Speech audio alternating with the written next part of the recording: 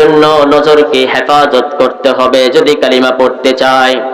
আল্লাহর নবী পয়গম্বর আলাইহিস সালাতু ওয়াস সালাম বলেছেন, ইয়া আলী লা তাত্তাবি'আন নাদরাতান নাদরাতা ফাইন্না লাকাল উলা ওয়া লাইসাত লাকাল আখিরা।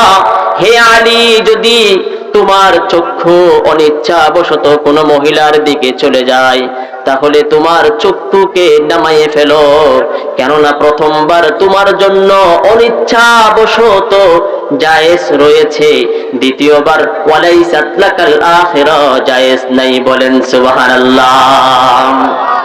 চোখকে হেফাজত করতে পারবো তো? বলেন, চোখকে হেফাজত করতে পারবো তো?